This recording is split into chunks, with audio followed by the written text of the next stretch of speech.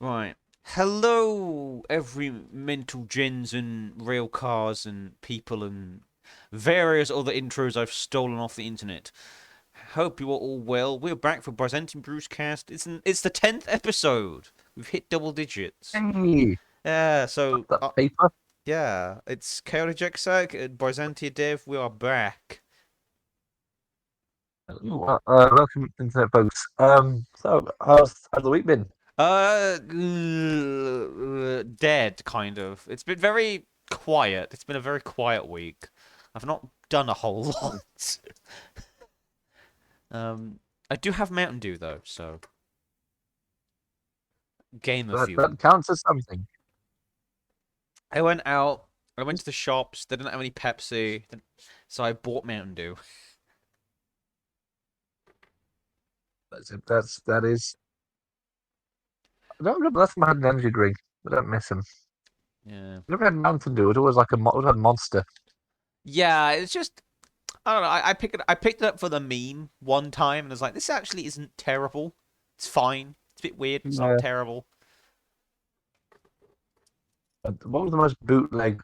I remember like did you ever have like a bootleg energy drink? Oh, like Boost. Yeah, I've had that before. It's like drinking battery acid. What thing was it like? Dark Thunder is the one I remember having. I think I remember having like some like very, very, very budget thing once. It was like I don't know. It didn't even have like a name. It was just called energy drink. It had like when there's like white label, like Oh grey no. bottle. It was very the most budget, like the most own brand budget brand you can get, and it was like it was just like just tasted sweet. I don't know. And oh yeah, obviously energy drink that tastes sweet. But I mean like it's like the archetypal. Just yep, that's definitely sugar. That's sugar juice. Yep, that's sugar juice. That's definitely something. I'll drop it in the chat because there's a really good video scene where some guy he did a lot of like, video game content and then he did the whole video where he just drank various flavors of Mountain Dew and the Oh bootlegs and the spin-offs. no. So I did try at one point. It's called battery acid spaghetti. If you've ever heard of it. Oh, why do you have that? So Sounds awful. so what it was based like an old Tumblr meme where someone got like some very budget energy drink and some very budget like I think like the candy spaghetti stuff. So you kind of just put that together, add more sugar, and then it's just it. Then you have some battery acid spaghetti. Oh, oh, It's horrible. that's, that sounds like a bad idea. Yeah, literally the post itself. The joke is, "Do not try this." Guy goes, "I'm gonna try it anyway." The immediate response underneath from the same guy, "Do not try this." So I tried it. Really, please. Yeah, but it turns out guy was right. Don't do that. Don't do that. It's not good. Well, we did place just snakes that one time. Yeah, that was also a don't try this. Just That twice. yeah. There's some yes. Drink. What was it like? Play. It was. What was it? It was roll. So you had to roll a Oh, six to get on the table. So it's basically snakes and ladders with all the old school rules and a few other ones for drinking. So Yeah. the old rules are if you before you can take your first turn, you have to roll a six. Yep. That's a thing. Um, then the new rules are there are no ladders. There are only snakes. I think it was the So drinking every time you would, rule. it would Yeah. oh, and you have to end up. You can't like go over 100. You have to land exactly on 100. Yeah. So you have to go backwards if you roll over. The game can take a long time, and also, of course, mandatory shot after every single time you go down a snake. Yeah. Which, by the way, happened a lot. Yep. Uh, Great game if you don't plan on finishing it, but really good game if you want to just have a bit of fun. yes. Yeah. If you do not fancy drinking like alcoholic beverages, you could substitute it with something like, I don't know, just drinking water. Or if you feel fancy, like hot sauce roulette or eating, there's like fried bugs, etc. That sort of thing. Or if you don't feel like being nice to yourself, try something like bootleg Coke, Yeah, like cola, just cola. just really bad cola. Uh, like go and find your nearest Yeah. co-op and go and grab their cola. Because I swear, at least when I used to have it, the co-op cola tastes like gingerbread. Doesn't taste like cola, it tastes like gingerbread. Don't know Yeah, why. I don't mind gingerbread, so that might not be terrible. Yeah, it's just a weird I guess like tonal like surprise is, oh yeah, I'm gonna drink this cola. It's probably gonna just taste like sugar water. Why does it taste like gingerbread? Like it's so like out of left field that your brain just goes, "What the fuck is this?" I've been poisoned by gingerbread. Well, I think one of the worst one things I've regret doing was trying to make my own because it would have been my own vodka cokes using an unofficial Coke Oh, with some like 90p like brand Coke. ooh. I think Not the not nice. I think the worst Coke I've ever found is like 19 pence Asda Coke. That was like Oh, 19 that's odd pence for a 2 liter bottle of like zero sugar cola. It was it was that's what something. is zero sugar. It was something. It was definitely something. Oh, what's the point of zero sugar Coke? I don't know. Ask Coca-Cola Company and their Coke Zero. If you're drinking Coca-Cola, be like, yeah, I'm glad this is the healthy version. Yeah, I mean that was the joke with like Diet Coke for years. Oh, I'm glad I'm not. There's no sugar in this Coke. Don't look at the ingredients I list. always thought that tasted better than regular Coke, though. Oh, what? What planet are you Uh, from where Diet Coke tastes better than regular Coke? I don't know. I just prefer the taste of Diet Coke. Hmm. And I know it's bad. It does kill me either way, but Oh yeah, I guess. Yeah, I guess I'd rather. it didn't really Then again, I help guess it's like, benefit. would you rather die of cancer or diabetes? Yeah, well, it wasn't exactly drinking it for the health benefits. Yeah, fair. Anyway, anyway, um, we've been up to much this week. I mean, I haven't been up to a whole lot. I've been mostly playing Minecraft this week because, yeah, I've been I've reminiscing been, on modded Minecraft. dog sitting. So Oh, that was interesting. noise. So one glass was spilled. Oh, He does not know his own size yet. It oh, took a little while. bless him. Okay. Well, shall we move on? Do we what do we have for our tabletop book club this week? I've gone through the archives and found something proper old, which I had since about 15. I bought it alongside the first edition Warhammer rule book. It was in a charity shop for like £3, Noise. and it came with like 20 third edition Warhammer Night Goblins. Oh. Someone just didn't know how much it was worth and thought, "Oh, that looks cool," and I just picked it up. So I have the second edition Warhammer Chaos Army book, Interesting. the old school Warriors of Chaos one. Oh, the old school, best school. Do you like that? There's a million different special characters in the old codexes. Hmm. That's quite funny. Not for every army, not just Space Marines. Every faction had like 5 or 6 different characters. Yes. The special character Chaos Spawn in second edition, Oh. completely nutty. I love it. Uh, oh yeah, this would be funny in Age of Sigmar. So there's a special character who's like a Zeech special character, Uh-huh. a called Hellbrass. Right, so he's a right. So he's basically he's a beef. It's a Chaos Lord with slightly better stats.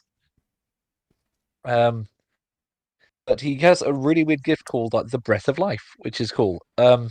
Basically he has regen on a 4+. Ooh. He can still recover wounds if he's been killed. He just gets back up and just dusts himself off like, huh. He's, yeah. Also, he has, also back before they changed the way like resisting spells worked, he just had a 4+ dispel on all spells made against him, Hmm.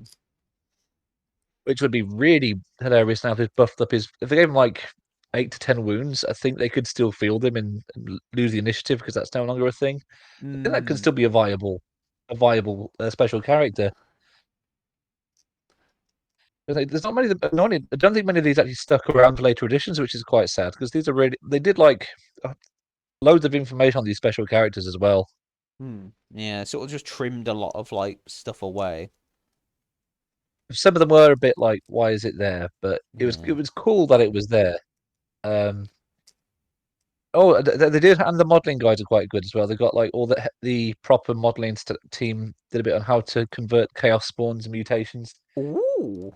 That's cool. This book came with a box, which I still have in my room, and it's got honest to God second edition spell cards for chaos armies of the time Ah, and nice. mutations and chaos items. So whenever your champion would roll on these with the Eye of Chaos table, I think it was, Uh-huh. and if you killed an enemy champion or something or a character, you'd roll on the table.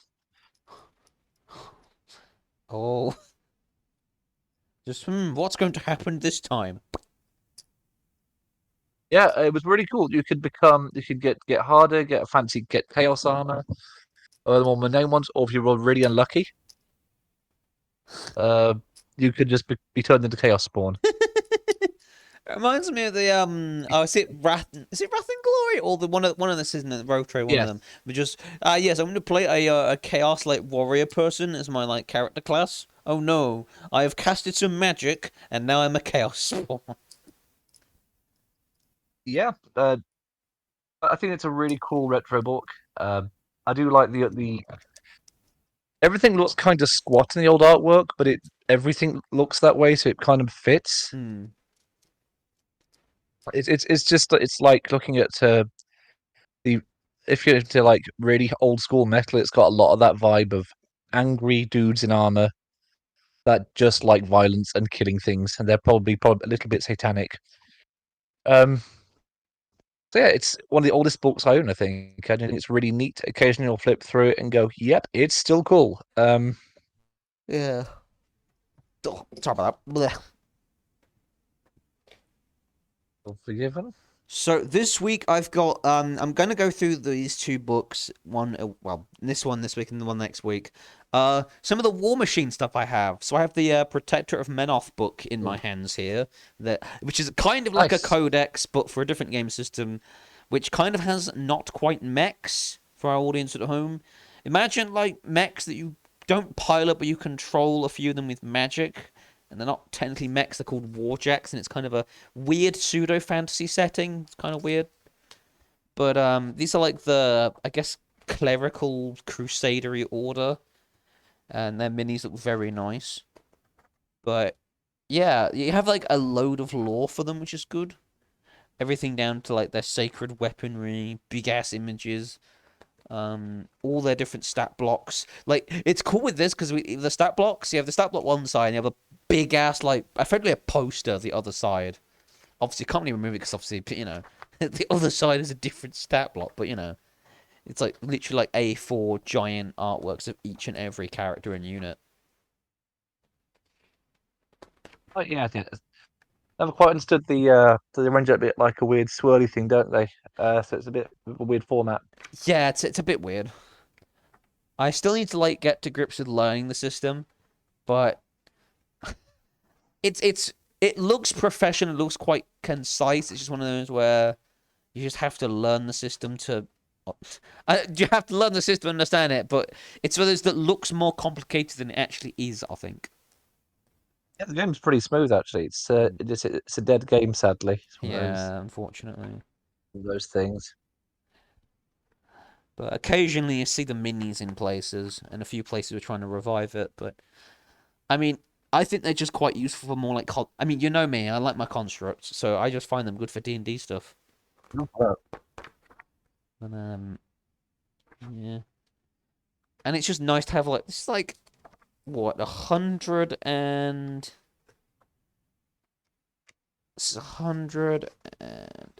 159 pages. There's a good amount of it that's about painting guides for the default paint scheme, which is quite nice. Although I guess again defunct paint systems, so you'd have to find the Eh, conversions for Warhammer paints if you really want to like do that.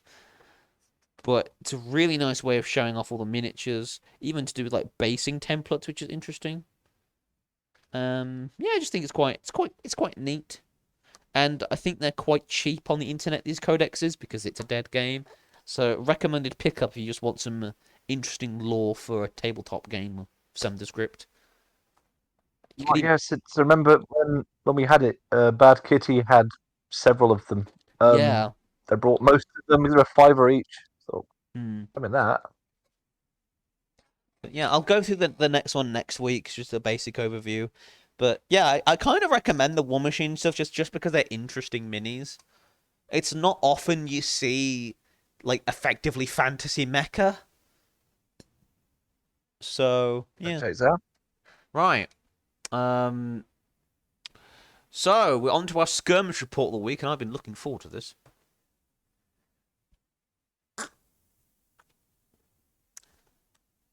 Yes. Oh yeah, we found time for a quick honest to God Yu-Gi-Oh duel, Yeah, it was which was dusting of a lot of things for me.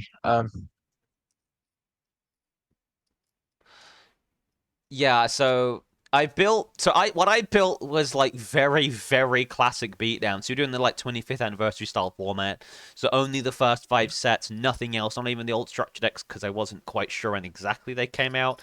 And it's most of the stuff in there is part of the five sets anyway, apart from like one or two cards, I just think it makes things more complicated for like the first like deck building. But I have like things like three copies of Summon Skull, a Blue Eyes, Mirror Force, Monster Bond. So all like the classic like powerhouse cards, but very few effect monsters.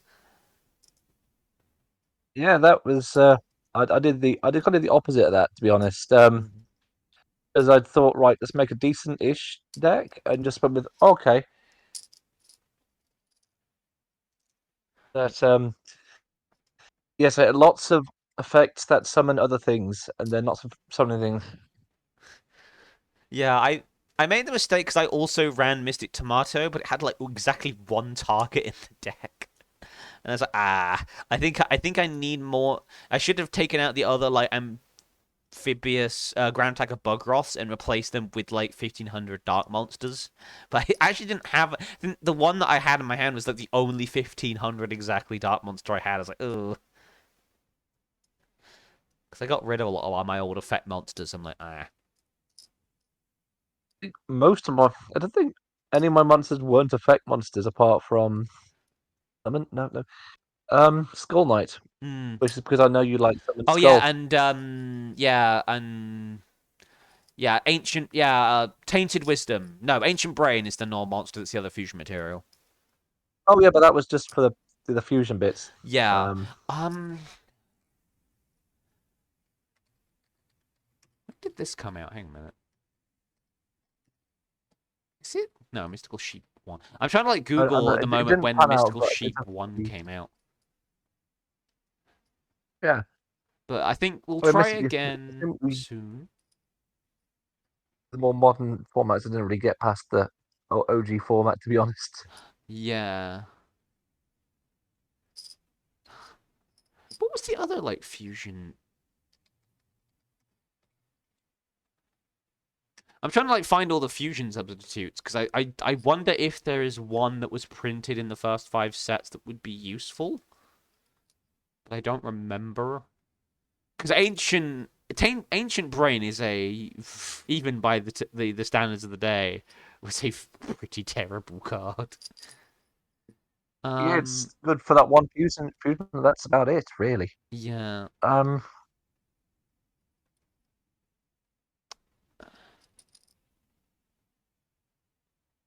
TCG pack. Really? A lot of them will. It's funny. At least a couple of these were not printed until like tournament packs, which is really weird. the game made for tournaments didn't put it into tournament format. I mean, they were in tournament format, but like they weren't printed in an actual main set. They were printed in the tournament pack, so you had to play at a tournament to get the card. Which make Oh, that's a bit of an oversight. yeah, it's like oh, why would you do that? Yeah. I actually I managed to get off the well, I had the cards for a hamburger recipe, which did not pan out. Annoyingly, Yeah, thought that would have helped at that point anyway. yeah. Just needed like a low level ritual monster that wouldn't require too many stars. So I thought at the time that this will be good. Yeah. So I can't run that just yet. Okay, so Ancient Rules wasn't apparently printed until like the second era, which is really weird. Because didn't Oh, like Kaiba use Ancient Rules to summon Blue Eyes like in like the Battle City arc or something? we're Eh, going by what's in the show. Some of the cards didn't even exist in the game yeah, it's before the really show. weird. But yeah, I think what I might wind up doing is like basically building Blue Eyes as the games progress and like doing stupid Blue Eye stuff. At least until like we get far enough that like the Blue Eye support kind of stopped, and then other decks just kind of are just better. If we're gradually gonna It's do safe like a for a few progression editions. series, yeah, like to a certain point, like things like Blue Eye's Ultimate Dragon comes out at some point. Fusion substitutes help out with things like that. There's some better tribute engines, but then by that point, you're better off. By a certain point, you're better off playing Monarchs, and then by a certain point, you're just better off playing Psychics and Teledad, and then yeah. So it's Monarch Frogs, then takes over like Blue Eyes. Then I think after then it's like Teledad or something, and then Synchro Bollocks. And then I think Was Blois that eventually the becomes archetype? relevant. Yeah, I think Blois eventually becomes slightly relevant again during the latter half of the Synchro era, because you get Azure Eyes. So you actually get a Right. Synchro, Oh and yeah. the May and the Eyes of Blue, and the other like Blue Eyes cultists that actually do things for the archetype. It actually becomes an archetype, so it becomes slightly more relevant again then. But that's like not to like it kind of has this gap from like mid GX era to like late 5D. It's just no point playing Blue Eyes. I mean, it's a good strong card, but that's kind of it. Yeah. There's a lot of new stuff for Blue Eyes now, which is very fun. You can make it unaffected by everything. There's more fusions for it now and things like that. But I mean, even so, it's still nowhere near as good as like the big powerful decks now, which is a shame, really. For all the support it's gotten, it's still like mid at For a best. flagship monster, you'd think it would. For a flagship monster, you'd think it would get loads of support. The thing is, it's not a lack of support; it's a lack of powerful support. I suppose a lack of counters because it's always had the 3000 attack. Yeah. Anyway, so Yu-Gi-Oh was a lot of fun. I enjoy playing an old, lot more chill format than like modern Yu-Gi-Oh. Of like, yeah, I activate this, then I do this, then I do this, then I do this, and then I have like two negates on board and the hand trap, and then fuck you, I guess. Or the reverse, where your opponent does that and you can't do shit. It's a refreshing change. It's the same. I've always really liked the card. It just kind of looks cool. But that's the draw. Mm, Big dragons are cool. Pretty universal thing. We can agree is kind of on point. yeah. I think one of my like It's favorite design cards is actually Spikebot. It's just a shame it's absolute hot garbage. Yeah, if we rated Yu-Gi-Oh cards by what looks cool, the strongest card would not be the strongest card. Yeah. I always thought Blackland Fire Dragon looks completely fine. I'd like that card. It's like Gradius, like, a classic other Konami like thing. The titular like spaceship you play an entire game around is like it's a terrible card. But yeah, it's a level 4 with 1200 attack and 800 defense. The only thing it has going for it is it's a light machine, which is relevant for some decks. You could use it as fusion material for a Cyber Dragon deck, but there are so many better options. Oh, that's hot. That archetype's fine by itself, though. You don't need support for that. That's just Yeah, play the yeah, Cyber Dragon there. yeah. That's what I mean. It's like there's no deck where you'd really run Gradius outside of Duel Links, and you're only running it in Duel Links because of the fact that fucking what's his name has voice lines for Gradius stuff. But that's a weird way. So if a character got voiced, it will somehow still be on Duel Links. Yeah, so some people will play it just for fun. It's not good, but it's a case of, oh, this character actually has unique lines of dialogue when you summon an attack with or use the cards in this card's archetype. Okay. Because Duke Devlin used Gradius in the cards in the anime, his VA got brought in for Duel Links. Like, can you do some VA for all these like bad cards? Sure. I like getting paid. Well, yeah. But then again, I'm kind of looking forward to playing with GX rules because that's like the meme era. Yeah, I'm gonna probably build for late GX. I'm probably gonna build very OG Dark World. So things like card destruction, morphing jar, because having to use Rainbow instead of using Graph is going to be weird. I, I might just pick a really stupid archetype, like the duelists in the show just pick like one and only one thing. Yeah. But still weird you can get with what I've collected. Someone out there like is going to be like chaotic. You should play Ojamas. I'm like, no, no. The buttocks only archetype. Not even Chaz wanted to play Ojamas. Not even Chaz, the guy who was forced to use Ojamas, wanted to play Ojamas. It's kind of weird that the show where the character's entire thing was his deck was forced on him. Yeah. Also, he could have just bought new cards. That's true. It's just funny how it was just like even in the anime, Ojamas are just like a curse rather than a playable deck. Nobody would choose this. No, the right mind wants the Ojamas. Maybe the buttocks only archetypes. If the buttocks is on show, you can use it. Yeah. Yeah, my deck is, I guess my deck is only women, but there are like several women only archetypes anyway, like Harpy Ladies are actually good. So my archetype is only characters and creatures that only take up the left hand side of their card art. That's okay. That's really good. That's really specific. I've got one based on Dark Bat. Okay. So my archetype is only monsters where there's more than one monster in the artwork itself. So there has to be more than one copy of the monster in the artwork. That's really specific. I wonder if you're playing through for Guilds of the Roses, the all-female deck is actually surprisingly good. Because it like has some relevant fusions and stuff. Not really, but there's quite a few power-ups that only work on female cards. And of course, there's things in the so the Neko Gal number 2 comes up as female only, which is really easy to fuse into. There's also Mystical Elf, which is absolutely ridiculous. So in the PS2 game at least, it has a really cool flip effect. All light monsters on the field have their attack and defense increased by 800. Jeesh. And there's a card like Darkness Approaches. You can basically reflip your cards over once you've flip summoned them. So you can effectively get 1,600 off that.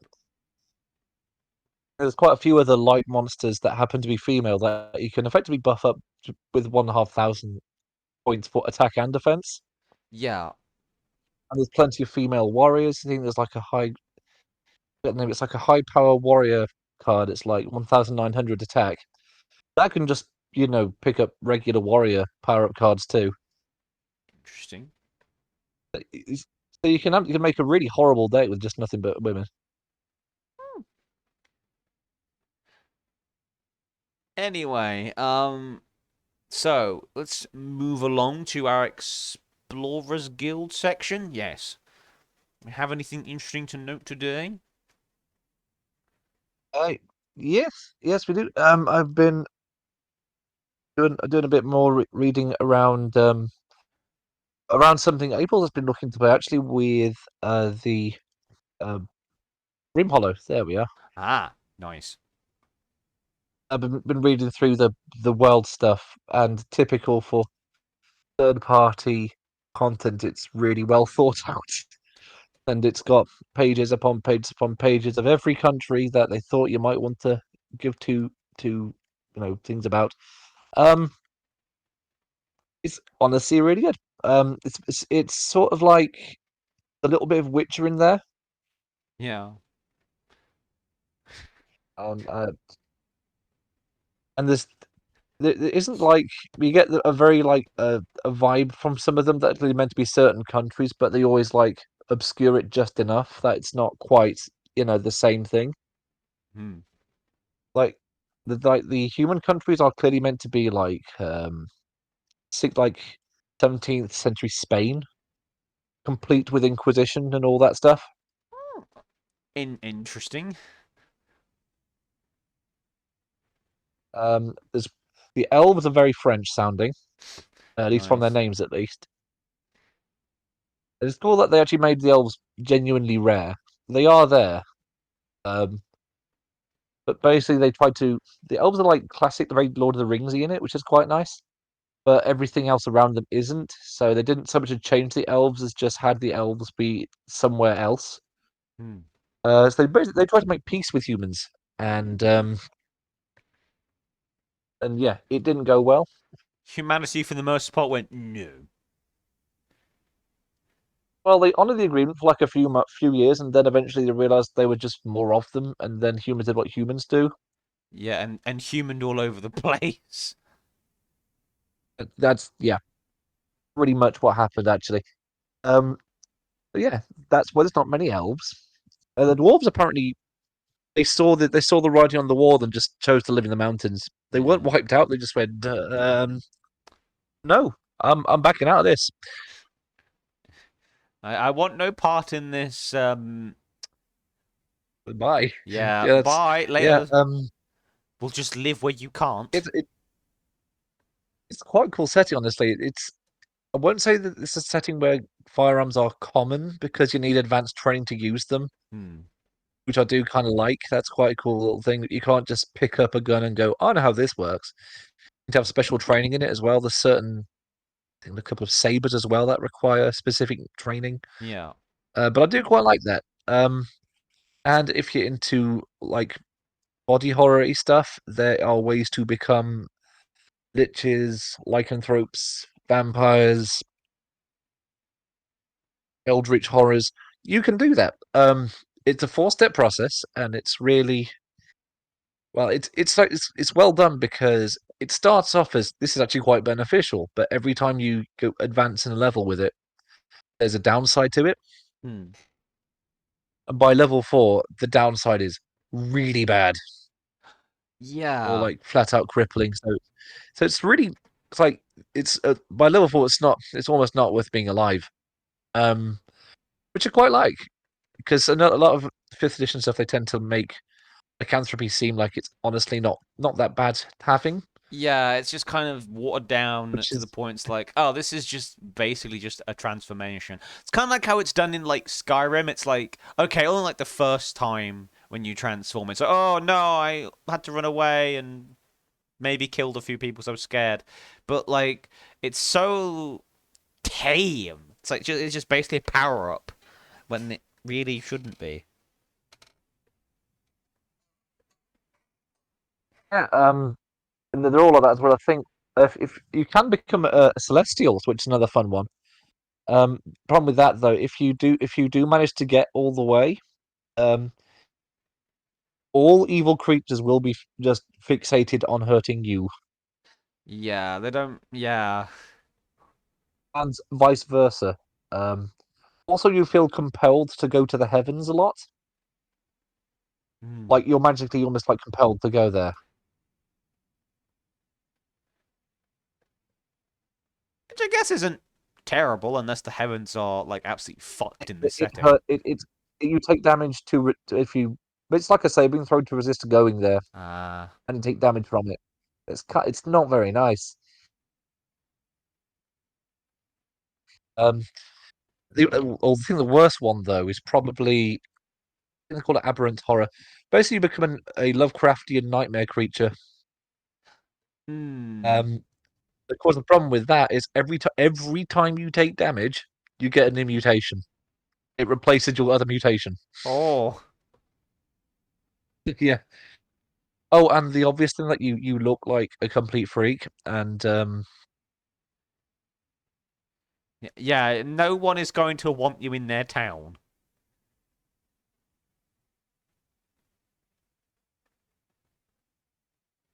pretty much actually the same for all of them. Even if Uh, you're a vampire, you become corpsey by the end, I so it's guess like like as nobody in their right mind I guess wants to people hang wouldn't around you. mind a celestial, I guess, but the others like definitely like, ooh, No, no, thank you. actually the humans are very okay with that because they have a whole religion thing going on about the Yeah, seraphs, like so oh they're all shit, about that. yeah, but the rest is like no, go away, leave before you kill somebody. Better yet, we'll just kill you right now. It's become a fiend as well. That's a fun one. So if you like your body horror, I can't recommend it enough. Um, some variant rules for grittier combat. I'm not sure I like those Yeah. necessarily. I reckon some tables here in the role play might not want to. Oh, Mm. you've lost an eye. That sucks. That's permanent though. I suppose greater restoration's a thing, but it's yeah. Yeah. Yeah. So this week I have been looking a little bit into Ikoria, which is one of the magic settings.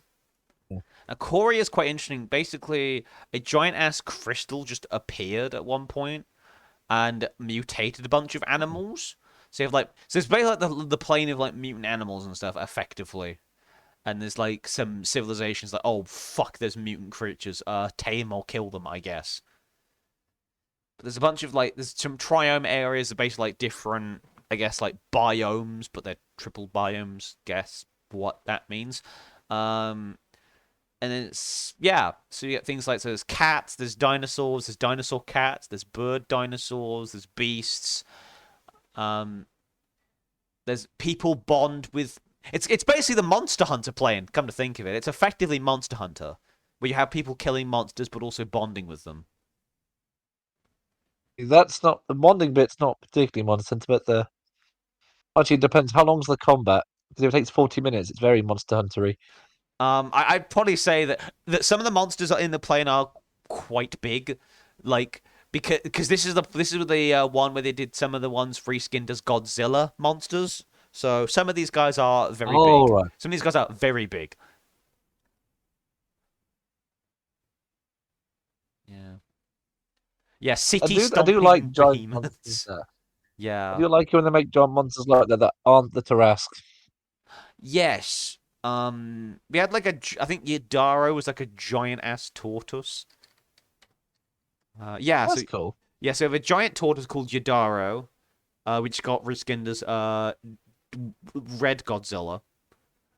Um, he's funny. He's just big ass turtle. Obviously, we got Kogla, which is just King Kong, effectively. Um, Monkey. yeah, it's just big ape. We got Obosh, the Prey Piercer, which is a Hellion, which is basically a giant like fireworm, effectively. Uh, Gyruda is your standard Kraken, so massive ass Kraken. I have to check that. We've got Kahira, which is like a massive cat. It's like part cat, part like elk or something. We What have elk? I Oh, don't know. Some of these mutations are really, really weird. Gigantha is just a gigantic elk. Um, I uh, like the sound of that. yeah, Elks can. I'll, They I'll seem show like a you. big I'll show you moose can be Giganta. scary. Yeah, I'll Have show a you. look. I'll show you Giganta. I'll put it in the PM. And there's of course Akeem the Soaring Wind, which is my favorite because that's the one I did as the goose. So just the cat. It's the bird dinosaur that just goes and makes more birds. Just massive bird. Kind of like a rock. Yeah, yeah. I feel the rock's kind of underused as a giant thing because they're really quite They're dangerous from the massive. other D&D. Yeah.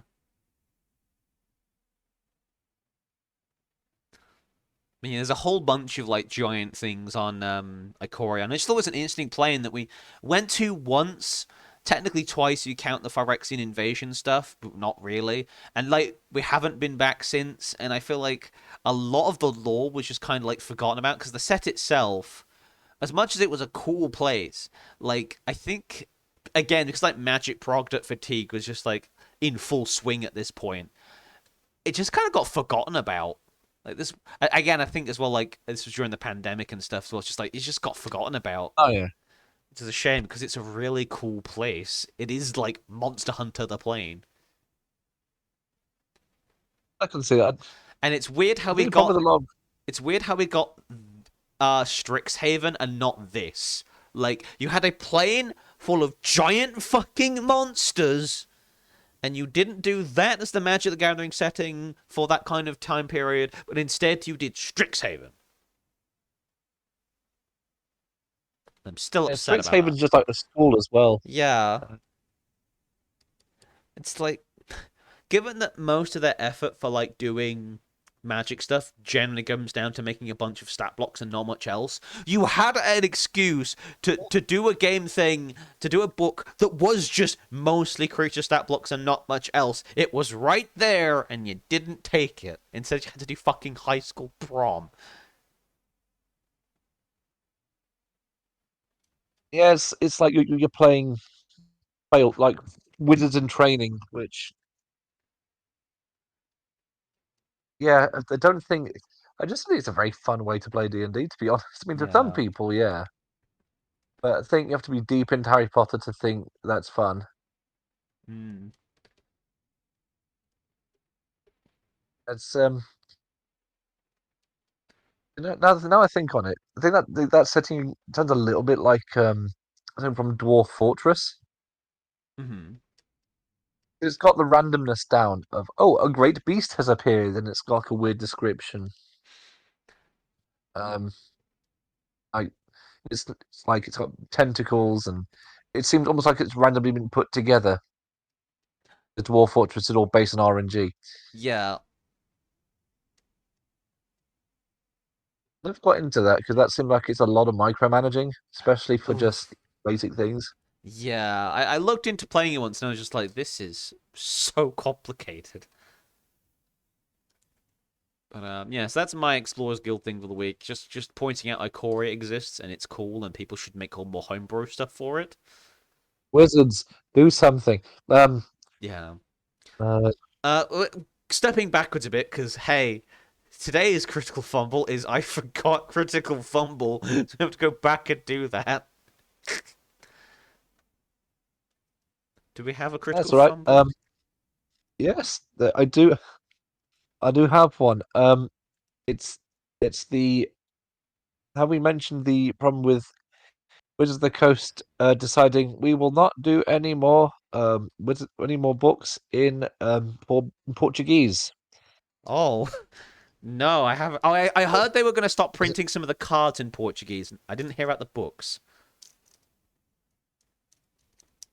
Yeah, so basically that's really wound up a lot of people from Brazil and other Portuguese-speaking countries. Yeah. Uh, for obvious reasons of hey, we can't get the books.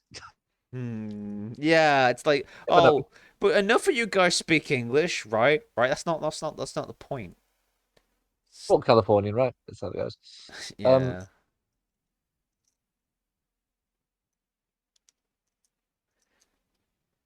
yeah. So that has gone down predictably well. Um, It's gone the other down thing it's gone down about as well as the Hindenburg. yeah, went great.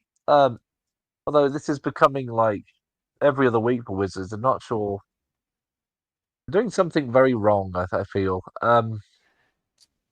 Several things very wrong. Yeah. Because the other thing they didn't do, well, did do this week was they did like an interview with some like AI magazine and was like, oh yeah, so before like folks when we talk about yeah we make sure not to like use AI. Oh, but we're totally gonna use AI. Yeah, But we're going to be so like vague in this interview as possible to make it like seem as though it's like really on the fence as to how they're going to use it, if at all, because it's like well, it could it yeah. could just be it could just be oh we'll take this interview and make it seem like we're going to use AI to like please the Tech 500 bros etc. that might want to give us money because we're like on the cutting edge. But it could also just be nondescript. It's like, oh yeah, we're gonna use it for this and that. Oh, we're gonna. But it could just be the other way. It'd be like, oh yeah, we're gonna use AI for fucking everything. We're gonna like fire like 90% of the teams just suddenly and replace them all with AI, and then realize, oh shit, Yeah, our art sucks now. yeah. So it's we're totally not going to do it, guys. Definitely not. Don't even look into it. Yeah. So that Wizard of the Coast, it makes some strange decisions lately. They did it again. Yeah. They're like a It's child like with a running gag now. They're like a child at a Yes. baby gate. You say to them, "Now don't climb over that baby gate," and like you turn Good your morning, dear. back for Oh, 5 seconds, and they're already like trying to climb over. Like, stop! I've told you not to do that. You've had 5 minutes. so don't leave Wizards of the Coast unaccompanied. They will get into all sorts of trouble. Yeah. Wizard of the Coast is a child. Don't leave them unoccupied ever. I think we need like an 80s style comedy about working at Wizards of the Coast. Uh, sorry, the shareholders have Like, decided. The shareholders have decided that we're gonna turn this particular like amorphous blob character into our like Magic the Gathering mascot for the next 5 years. Huh? yeah, Oh, it'll please the decide the non-binary team. folks. What do you mean it will please the non-binary folks? That makes like no sense.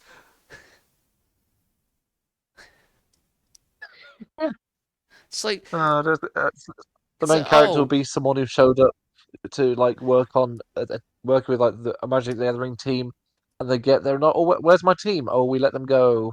Yeah, sorry about that. Yeah.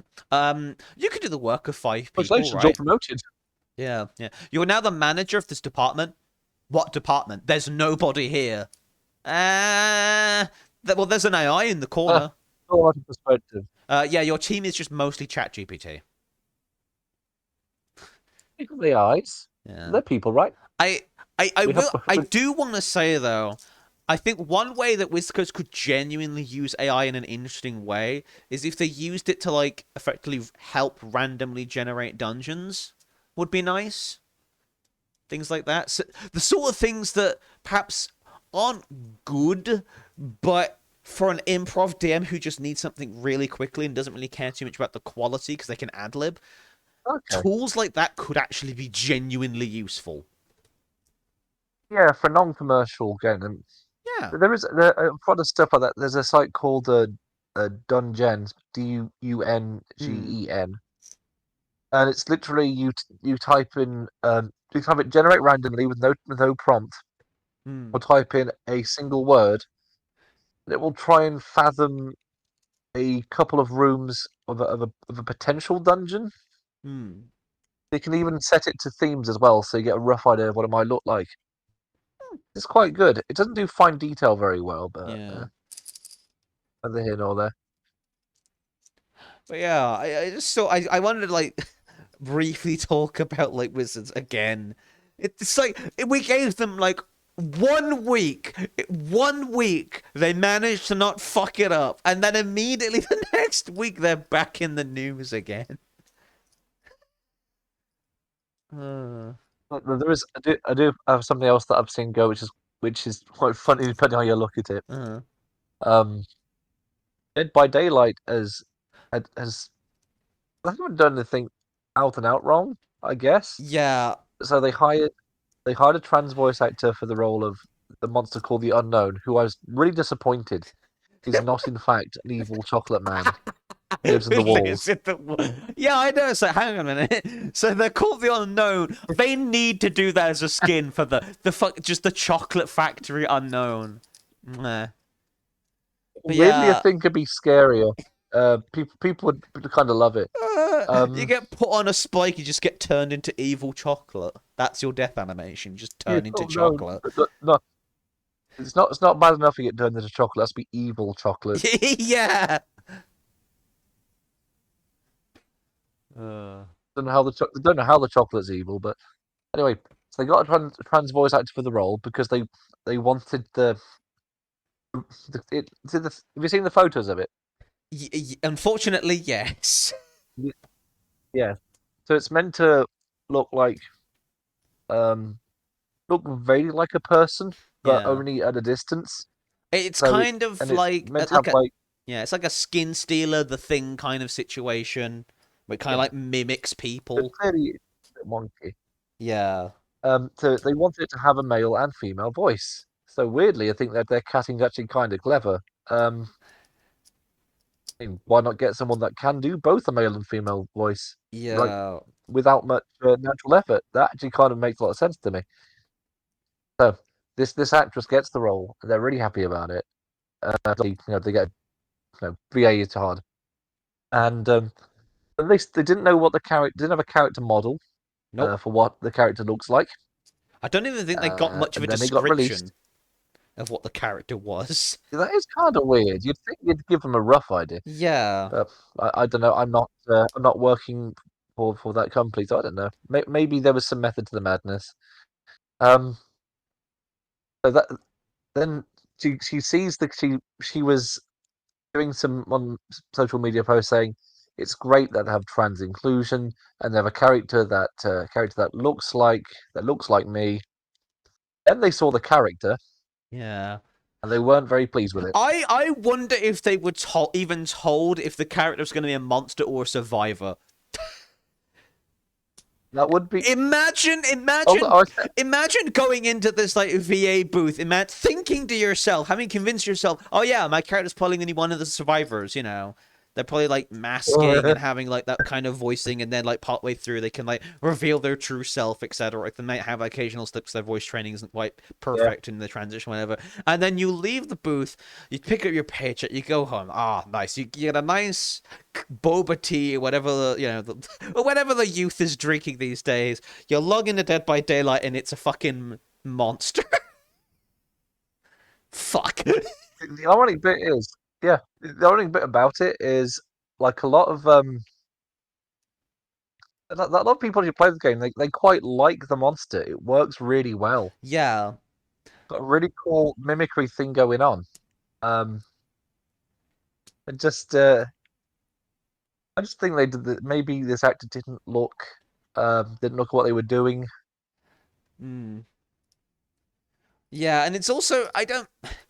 It's complicated because obviously I don't work for whoever the fuck runs Dead by Daylight, so I have no idea if they're trying to make some sort of commentary on trans people or not. I'm assuming I no, highly doubt that. because I think they're like quite With a their previous progressive. chances on Yeah, and I things, think they're yeah, like from what I've heard, they're quite a progressive company. So I think they were just trying to make like yeah, they a skin stealer character could, potentially skin steal or mimic either, or any gender preference or whatever. I don't think the intention was like to piss off trans people, but offend it's this funny. person in particular. Yeah, it's funny how like how it progressed on Twitter. If nobody had said fucking anything, if the VA hadn't said That's anything, a no good one point. would have turned it into a No one has transphobic cared. icon. No one would have cared. But because they drew attention to the fact That's a fair point. that it at least could appear transphobic, suddenly, like, of course, all of the people, the trolls, jumped on The it usual suspects up in arms. immediately. Just Yeah. this, yes, of course, we're gonna turn this into something it's not because it's funny. So you've just like shot yourself in the foot. Yeah, the best bit is the people who play the game actually really like how the killer works. So Hmm. they can call this a success. Uh, Like, I haven't seen the gameplay. It seems pretty cool. You can like set up like fake U's and just have them appear to be you, and then you can teleport to where the fake U is when a survivor goes near it. It seems really quite effective. Interesting. Yes, I'm not really. It's I just uh, it is unfortunate. And if you look at but funny and unfortunate. If you look at the actual character, it does look like the person's meant to be. Yeah. Anyway, rounding it off today, more to kind of, well, the time machine of rulings. Do we have like any rulings that need fixed from an old that were fixed in an older edition, or have ideas from older editions that we can put to today? Because Lord knows there's many of them. Yes. I got some. Um, so one of the rulings that I've it's not D&D, but it is something that I'm glad they're tweaking with Warhammer 40K Mhm.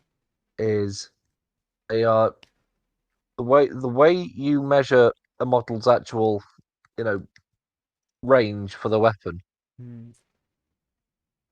um so it's not from the weapon, it's from the end of their base, probably because they probably have some gaming tournament players, you know how it goes. Hmm.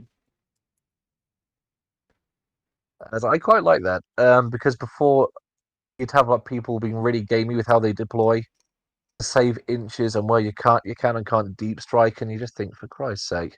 Yeah. So I'm glad they tweaked that. Um, yeah, the only thing I'm the as for other tabletopy rules and stuff, I do. There's the one of the home rule I really remember seeing for I think it would be for SCA. It's basically like sci-fi system where you play the equivalent of you basically play cops and you just investigating weird stuff around the city. Hmm.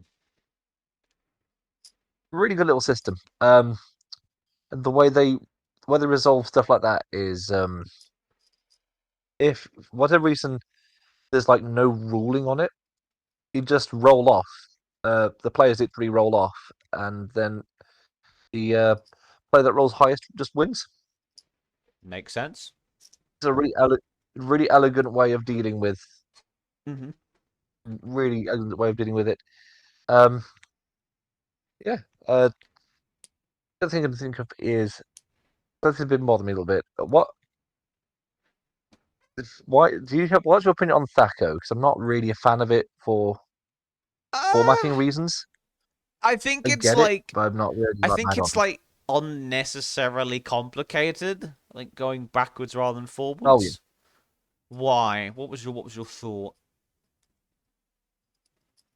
I think he wants people to do maths, which weird. I'm not sure I get that. Um, Yeah.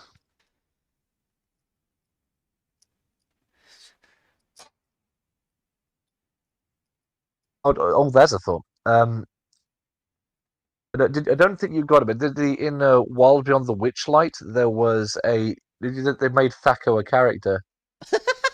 What? He was a douchey clown. Yeah, I'll find him. Uh, so I do have an interesting ruling that I want to talk about. This is more of a joke time machine thing than Right. anything else. But let me introduce you. This is a Magic the Gathering thing, so we talk about wizards today. I mean, we normally do, but we have done talk about wizards more than usual. Let me introduce you to a card called Floral Spasm.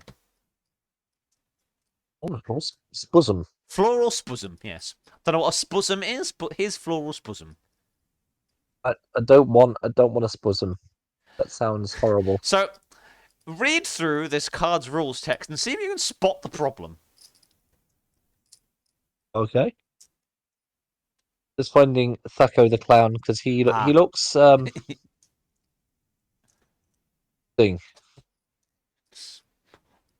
Right, let's have a look. Okay. No card in your starting deck has more than one of the same minus symbol. Oh no, it's the one mana underneath. cost. It's one underneath. It's one underneath. Sorry. Oh right. Yes, that was Gigantha. Fucking browser.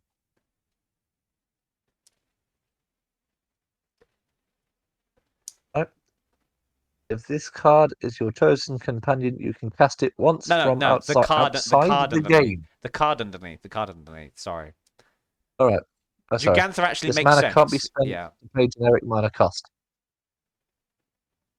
Okay. The card. So I posted up another thing. One of each. Okay. Yeah, it's fine. So it's the card underneath, the actual the next one down. I post another thing. Oh, sorry. All right.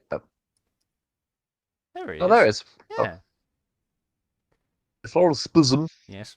Attacks an opponent and it's not blocked, then Floral Spasm may choose to destroy a target artifact under the opponent's control and deal no damage. Yep. So what do you think the problem is here? Keeps an artifact. What? Not good at magic. Let's have a look. Wait, hang on. Why is the card's type Summon Spasm? This is an artifact from old Magic where things would like summon Dave or whatever. Nowadays it would say, I think, Plant Elemental, I think. They just errated the names because this is just an artifact across. I mean, yeah, but that's not the problem. Odd. That's surprisingly enough, that's not the problem here. Okay, that's just a weird thing I picked up on. Okay. So, hang on. So, right, artifacts can't block, can they? We're not this. No. So if it attacks opponent and is not blocked, right. Yeah. Floor Spasm attacks an opponent and is not blocked, then Floor Spasm may choose to destroy a target artifact under that opponent's control and deal no damage instead. So you can choose to do nothing. Yeah. No. Do you want to know what the problem is?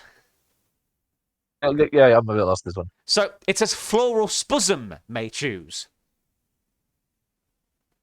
As in the card, okay. Floral Spasm may choose. Therefore, you can't will it to do anything. You have to wait for rules as written back in the day. You had to wait for Floral Spasm to choose an artifact. How long did people honor this? I really hope people. So this is an old meme. Yeah, an old meme in the Magic community of just like, yeah, I've got to wait for Floral Spasm. You okay there, buddy? Like they've changed it now to say Floral Spasm's controller may choose or something along those lines. But it's just funny. I like that. I like the wording. I'm just like I wish like Wizards would just re-errate it back to no. Floral Spasm has to choose. Don't take away Floor Spasm's free will. Don't take away this card's free will. I love this because it's like it reads like an AI. It reads like an AI written Magic card, and it's not. It was invented before like even AI was like of this caliber was a thing. I think every card should do that, so the player can't make choices. The card, if the like a Yu-Gi-Oh moment of the spirit of the cards has to choose. The what? Yeah, the card spirit. The card says no. Oh, you can't see my dual spirit, Floral Spasm? I love the name. I think it's going to say Floral Spasm. That sounds sounds unpleasant, whatever it is. It sounds like slightly sexual, and it's really weird.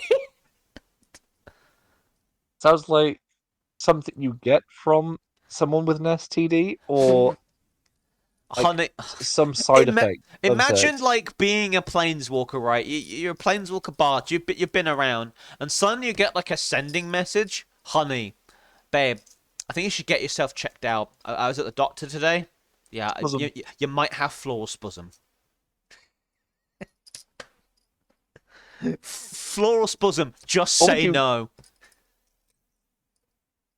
spasm affects 2,000 people a year, Ravnica. You one of them. Uh, and on that bombshell, or spasm shell, on that spasm, I think it's time to Oh. end the stream. Thank you guys so much for tuning in. Thank you for tolerating our stupidity for another week. Who should we raid? I'll figure out who to raid. Right. Have a good spasm, everyone. For good spasm, yes. I If your think spasm's green, it's healthy. The other color, no good. If your spasm is floral, it's fine. If your spasm is like blue, you should go see a doctor. See. Oh no. Yes.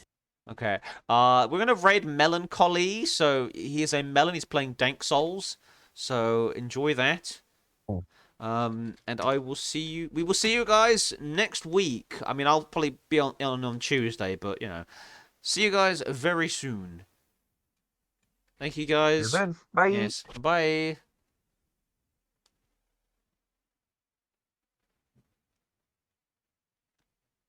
There we are. Right. There we are. Sorted.